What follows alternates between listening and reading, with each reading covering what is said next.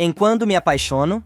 Na plantação, Alzira conta a Carlos que a mistura que ele fez está dando certo e pergunta se deve dar a mistura para o pessoal da Cruz do Amor. O agrônomo avisa para a mulher não misturar problemas sentimentais com trabalho e manda a campesina dar o produto a Ezequiel. Na capital, cada vez mais interessada pelo assunto, Constanza pede a Regina as projeções das fotos da filha que as autoridades fizeram. A fisioterapeuta vai buscar e a socialite revela a Inês que está muito curiosa sobre o caso, pois, às vezes as pessoas não prestam atenção em detalhes que podem ser importantes. Ela lembra que Regina disse ter visto, perto de sua casa, a mulher que provavelmente sequestrou a criança e quer ficar alerta. Porém, Inês comenta que acha que Regina nunca vai conseguir encontrar a menina, pois Isidro foi falar com Antônio, que contou que todas as pistas que os investigadores conseguiram eram falsas. Constanza quer saber de que pistas a amiga está falando, mas quando Inês vai contar, Regina aparece com as projeções, e Constanza acha que as projeções parecem com Renata. Enquanto isso, Daniel encontra Branca em um bar para fazer as transações financeiras. A mulher quer saber se alguém o seguiu. O rapaz diz que não, e ela manda que ele abra o notebook, para que possam dar início a mais um golpe. Matias vai à casa de sua tia para ver Adriana, e o rapaz conta que não pode demorar, pois naquele momento, Daniel está com Branca, dando andamento ao plano, para prendê-la. O rapaz explica que Daniel fez tudo para ter dinheiro e conquistar a moça, que fica espantada, e pede ao namorado que ajude o rapaz, apesar de ele ter errado. No bar, a transação é concluída, mas Branca desconfia, pois a transação está demorando. Daniel tenta enrolar e pede outro café. Ainda mais desconfiada, Branca avisa ao rapaz que, para seu próprio bem, espera que ele não tenha preparado uma armadilha para pegá-la. Ele disfarça, mas a mulher se levanta, dizendo que vai ao banheiro. Os policiais disfarçados tentam pegar a mulher, que consegue fugir correndo pelas ruas da capital.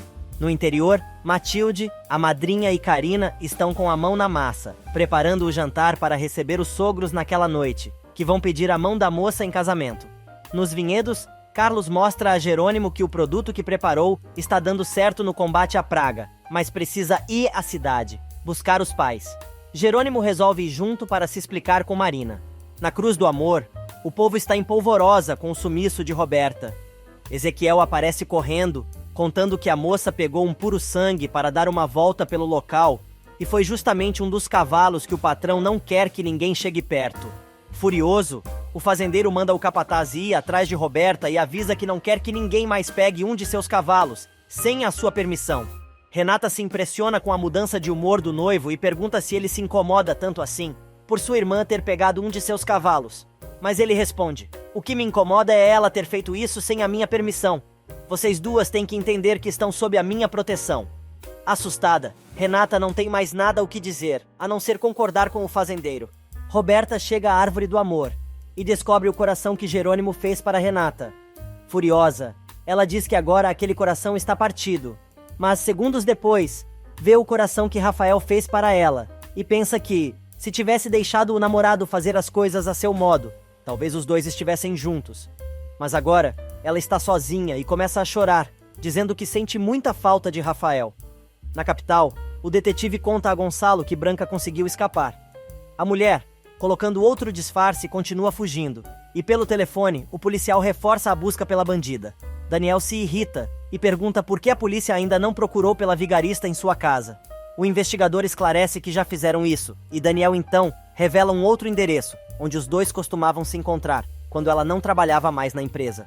Imediatamente, o delegado passa um novo endereço para as patrulhas, dizendo que tem pistas de que a suspeita pode estar naquele local.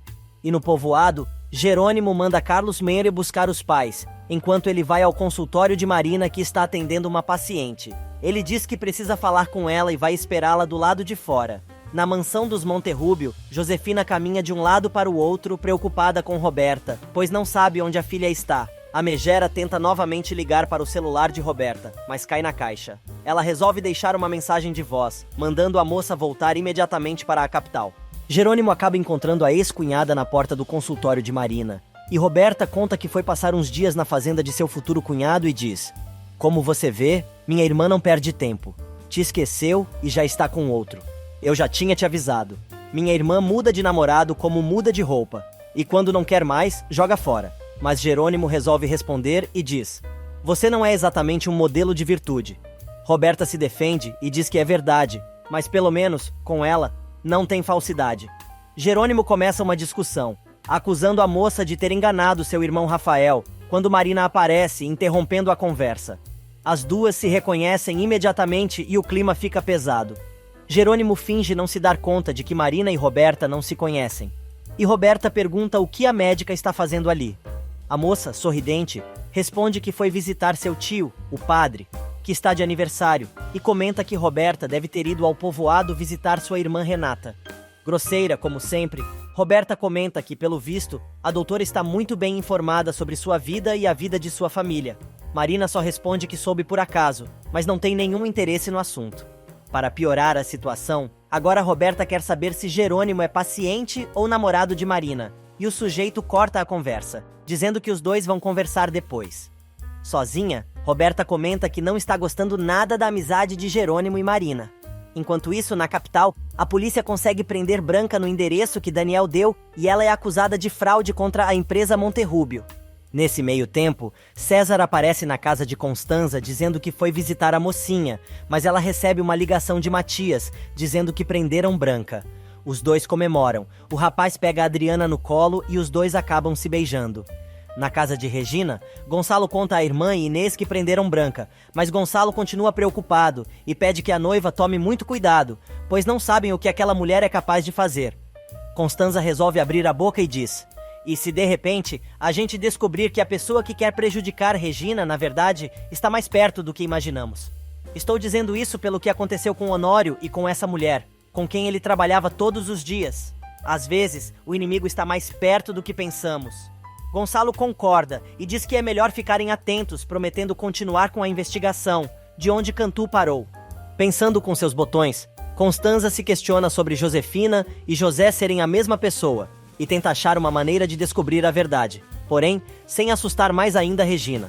Em seu consultório, no interior, Marina diz a Jerônimo que estranhou a visita de Jerônimo e ele, elogiando a beleza da mulher, mas que se sentiu muito bem com ela, porém sabe quais são os sentimentos dele. A médica conta que o que mais gosta nele é sua transparência, e ele avisa que não quer usar a moça como uma fuga, pois não pretende machucá-la. Mas Marina está disposta a embarcar nessa canoa furada, e diz que é uma mulher adulta, e há muitos anos, ninguém despertou o que ele despertou nela, e diz que sabe que é um risco, pois não sabe se dará certo, porém, a vida é para ser vivida, e quer se arriscar a ter um relacionamento com ele, e ver o que acontece, mas precisa saber se ele pensa da mesma forma. Jerônimo se lembra do dia em que enfrentou a ex-mulher na fazenda de Duran, e a dor que sentiu quando ficou sabendo da situação, e diz que está disposto a tentar, beijando a médica. Na casa de Constanza, César fica apavorado com o que aconteceu, e Adriana quer saber por que o rapaz está tão sem graça. Sem saber o que fazer, o rapaz lembra que a moça é enteada de Constanza e ama a socialite, mas o beijo que os dois deram foi verdadeiro. Adriana diz que sabe que o rapaz está interessado em sua madrasta, mas Constanza ama Honório e não acredita que ela não encare o moço como seu namorado. Assustado, César diz que precisa entender o que está sentindo e resolve ir embora. Mas quando fica sozinha, quem realmente fica confusa com o beijo é Adriana. Na Cruz do Amor, Augusto coloca Renata contra a parede e quer saber se a moça se casaria com ele, independente da anulação dela no religioso. O fazendeiro conclui que a moça se casaria com ele, de qualquer forma, mas prefere esperar a decisão da igreja. Animado, Augusto diz que quer dividir sua vida com ela e formar uma família, ter filhos, etc. Renata, por sua vez, enquanto escuta o noivo, lembra que Jerônimo nunca falou com ela sobre ter filhos ou formar uma família. No consultório, Marina e Jerônimo resolvem assumir o namoro e a médica sugere que vivam dia após dia, desde que, entre os dois, sempre exista honestidade e verdade. Do lado de fora, Roberta espera o casal sair do consultório e comenta consigo mesmo que Jerônimo está demorando muito, para ser apenas uma consulta. Enquanto isso, Carlos leva seus pais para conhecerem a região antes do jantar, quando vão pedir a mão de Matilde em casamento. Na Bonita, as mulheres estão preparando tudo para o evento daquela noite e Matilde está animada com o sonho que está vivendo com Carlos. No consultório, Marina diz que precisa dispensar o rapaz, pois tem consultas para atender, enquanto Roberta, escondida na porta da sala da médica, acaba descobrindo o namoro dos dois. Logo que o casal sai, a moça aborda a médica, dizendo que precisa falar com ela, e por isso, estava esperando. Na Cruz do Amor, Renata acha o telefone da irmã e vê que é uma ligação da mãe e triste. Comenta que Josefina nunca ligou para saber como ela estava, mas não entende como Gonçalo não tirou o celular da irmã, se ela também não deveria atender nenhuma chamada. Nesse meio tempo, Roberta comenta com Marina que não sabe como ela pode ter se rebaixado tanto e deixar de atender na capital, para atender num consultório como aquele. Marina deixa claro que não acha que a moça tenha ido até ali para falar sobre isso e pede à moça que seja breve, pois tem pacientes para atender. Roberta avisa que espera que a doutora não tenha comentado nada sobre ela a Jerônimo, pois é sua paciente, e exige discrição e não quer que ela comente nenhuma palavra sobre a perda de seu bebê. Indignada, Marina responde: em primeiro lugar, não me ameace. Em segundo, quero informar que por ética profissional, nunca revelo nada, nenhum dado sobre a vida de meus pacientes, mesmo que não seja mais este o caso. Roberta continua falando e diz: Jerônimo Linhares é um Dom Juan. Ficou comigo, depois com minha irmã e agora com você. Mas comigo foi diferente, porque ele me disse que queria que tivéssemos um filho. O filho que perdi era dele e não do meu marido, mas não quis que Jerônimo soubesse, pois ele quis se fazer de bobo comigo quando conheceu a minha irmã, e por isso neguei toda a história. Marina interrompe a moça avisando que não tem o menor interesse na vida sentimental dela e pede que se retire de seu consultório, pois precisa voltar ao trabalho. Roberta concorda, mas antes de ir embora, diz à médica que quando se arrepender, não diga que não foi avisada.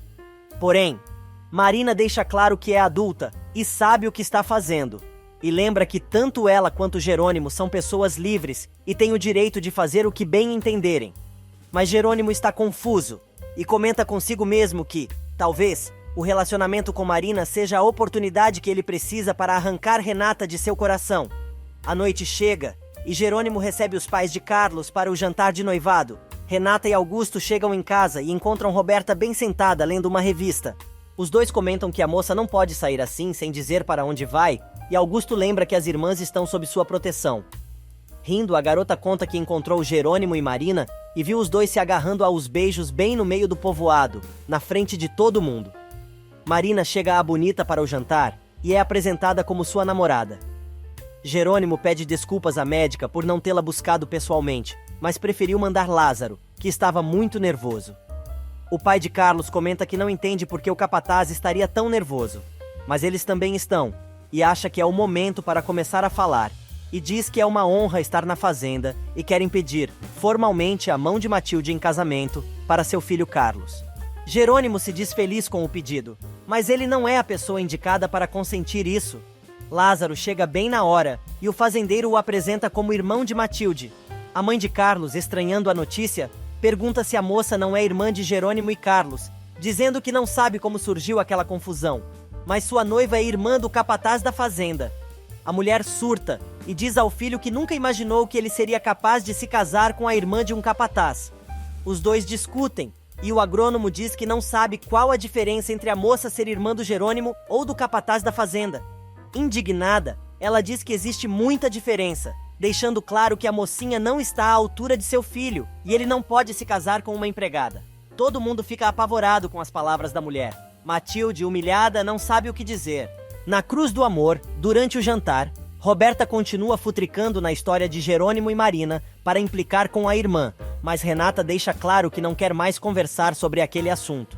Roberta fica furiosa e larga na cara da irmã, que pelas atitudes da moça, ela ainda está interessada no ex-marido. Augusto dá razão à futura cunhada. Na Bonita, Matilde se retira. Carlos tenta impedir, mas Lázaro diz que prefere que sua irmã saia da sala, pois não está disposto a fazer com que a moça passe por outra humilhação. Furioso, Carlos avisa que não vai permitir que isso aconteça novamente, nem sequer com os seus pais. Mas Bruaca continua falando e diz que, se soubessem daquela situação, não teriam se prestado a ir até a cidade, pedir a mão daquela garota em casamento. Lázaro entra na história e diz: com todo respeito, senhora, a Matilde é uma garota simples e humilde, igual a qualquer garota rica que vive entre vocês. O pai de Carlos resolve dar palpite e diz: Lázaro, por favor, não nos interprete mal. O fato é que nem minha mulher nem eu esperávamos que acontecesse isso. Indignado, Lázaro responde que isso é muito óbvio, pois eles pensavam que Matilde era rica, Mas as pessoas não devem ser avaliadas por causa do dinheiro, porque nem todos têm a mesma oportunidade quando nascem e completa. Os seres humanos devem ser avaliados por suas ações, por seu coração. E é realmente uma pena vocês não terem percebido o coração enorme que minha irmã tem. Depois que Lázaro se retira, Carlos se volta contra os pais, mas sua mãe justifica a ação do casal, dizendo que o filho deveria ter sido mais claro sobre sua noiva, e assim evitaria aquele constrangimento. Vendo que a coisa vai pegar fogo, Marina e Jerônimo também se retiram. Na cozinha, todo mundo tenta consolar Matilde. Carlos aparece pedindo desculpas e dizendo que vai levar os pais de volta para a cidade, mas depois volta para pedir sua mão em casamento e depois vão para a festa. A mocinha, chorando, diz que não quer festa nenhuma e avisa o noivo para ir levar os sogros embora e depois os dois conversam. O agrônomo jura seu amor pela moça, avisando que vai casar com ela de qualquer jeito, mas antes de sair, tenta dar um beijo na garota, que recusa o carinho do rapaz. Enquanto isso, na igreja, Severino termina a missa. Alzira vai falar com Carina e diz que está ali pela amiga. O padre se mete e diz que as duas têm uma conversa pendente. Ajoelhando, Alzira pede perdão à amiga e diz que precisa que a bordadeira a perdoe, pois ela não merecia aquela traição. Carina diz que é melhor deixar as coisas como estão, mas não pretende voltar a ser amiga da campesina, porém perdoa a moça pelo que ela fez. Nesse meio tempo, Carlos deixa os pais na casinha alugada e diz que pela manhã os dois que peçam um táxi para o aeroporto e voltem para casa, pois, se eles não quiseram ganhar uma filha só porque a moça é humilde, acabam de perder um filho, pois vai se casar com Matilde de qualquer maneira. A mãe do rapaz ainda tenta convencer o rapaz a evitar o casamento, alegando que os dois são de classes sociais diferentes, mas o pai intervém e pede à esposa para desistir, pois Carlos não vai mudar de opinião e os dois também não. Na bonita, Matilde avisa que quer ir dormir. Lázaro tenta convencer a irmã que Carlos a ama e queria fazer as coisas direito, mas não esperava que os pais reagissem daquela maneira. Jerônimo leva Marina para casa e o romance continua. Da janela de seu quarto, Severino vê os dois se beijando. Quando a sobrinha entra em casa, ele quer que sua sobrinha explique o que está acontecendo entre ela e Jerônimo. A moça explica que os dois estão saindo e vendo se dá certo. A médica explica que Jerônimo é divorciado, e assim como Renata está refazendo sua vida com outro homem, ela também está tentando, pois há anos não sentia o que está sentindo e não pretende renunciar aos seus sentimentos. Na cruz do amor, vestida com seu camisolão branco de cetim, Renata, em seu quarto, tenta se convencer que não ama mais Jerônimo e resolve sair para montar. Carlos chega em casa tarde e vai ao quarto de Matilde falar com a moça, mas ela não quer conversar. O rapaz insiste em conversar ainda naquela noite, dizendo que vai esperar a noiva na cozinha. Nesse meio tempo, Renata encontra Jerônimo no meio de sua cavalgada, e os dois se encaram mais uma vez.